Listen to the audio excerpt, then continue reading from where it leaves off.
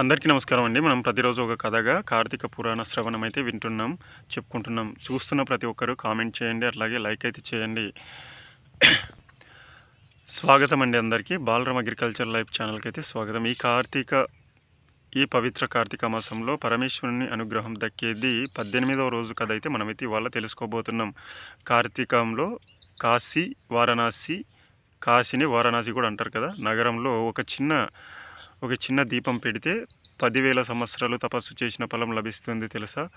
మోక్ష మార్గం చూపించే కాశీ విశ్వనాథుడి మహిమ ఎంతటి గొప్పదో మరియు గంగా నది ప్రాముఖ్యత ఏమిటో ఈ కథలో తెలుసుకుందాం. దయచేసి వెంటనే మన ఛానల్ని అయితే సబ్స్క్రైబ్ చేసుకోండి. కాశీ నగరం యొక్క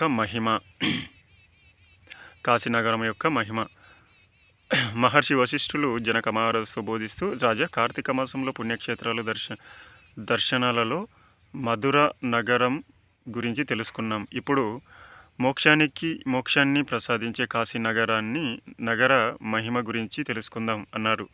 కాశీ నగర ప్రాముఖ్యత. కార్తీక మాసంలో కాశీ నగరంలో ఉండే పుణ్యం భూలోకంలో ఎక్కడా లభించదు. ఎందుకంటే కాశీ నగరంలో పరమశివుడు స్వయంగా నివాసం ఉంటారు. ఈ నగరంలో చేసే ప్రతి దాన ధర్మానికి, పూజకు అపారమైన ఫలం ఉంటుంది. కాశీలో ముఖ్యంగా గంగా స్నానం. కార్తీక మాసంలో గంగా నది స్నానం చేసి సూర్యునికి అర్ఘ్యం ఇస్తే సమస్త పాపాలు నశించి పితృదేవతలకు ఉత్తమ గతులు లభిస్తాయి. దీపదానం. కాశీలో దీపం వెలిగిస్తే కోటి జన్మల పాపాల నుండి విముక్తి లభిస్తుంది. కాశీని మోక్షద్వారం అంటారు. ఈ కార్తీక మాసంలో కాశీని స్మరించిన, అక్కడి గంగానదిని గుర్తు చేసుకొని స్నానం చేసిన మనకు ఈ కార్తీక మాసంలో మనం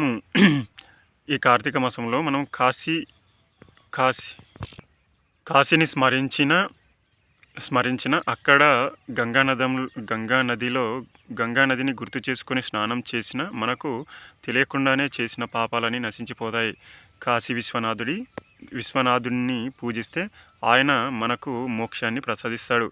కాశీలో దీపదానం ఎంత మహిమాన్వితమైనదో చెప్పడానికి సుదూరుడు అనే ఒక పుణ్యాత్ముడి వృత్తాంతం విందాం.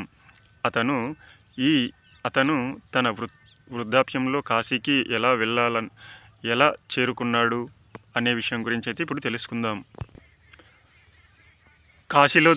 కాశీలో దీపదానం ఎంత మహిమాన్వితంలో తెలుసుకుందాం. సుదూరుడికి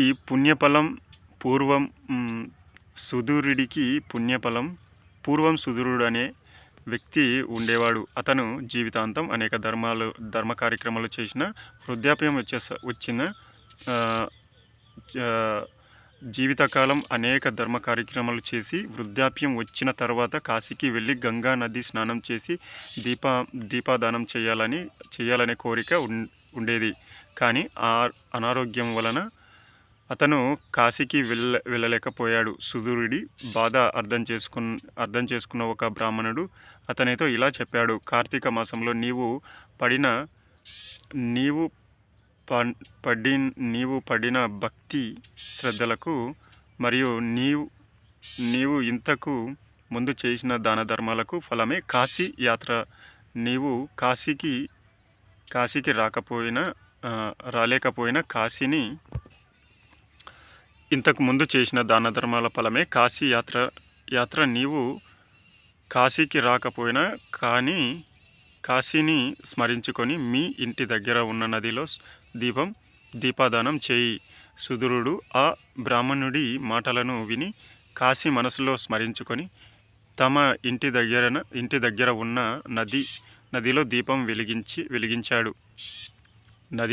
వెలిగించాడు.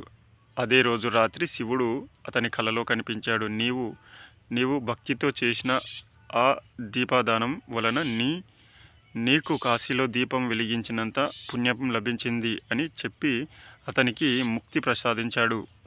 చూశారు కదండి, కాశీని మనసులో తలుసుకొని మనస్ఫూర్తి భక్తి శ్రద్ధలతో మనం స్మరించుకొని చేసుకునే ఈ పుణ్య కార్యక్రమం ఏదైతే ఉందో మనం కాశీకి వెళ్ళాల్సిన అవసరం లేదు. మన ఇంటి దగ్గరనే ఉన్నా లేదా మన ఇంటిలో ఉన్నటువంటి నీటితోనే మనం స్మరించుకొని అలా చేయడం ద్వారా మనకైతే మోక్షమైతే లభిస్తుందని చెప్తున్నారు. ఈ కథ మనకు నిరూపించింది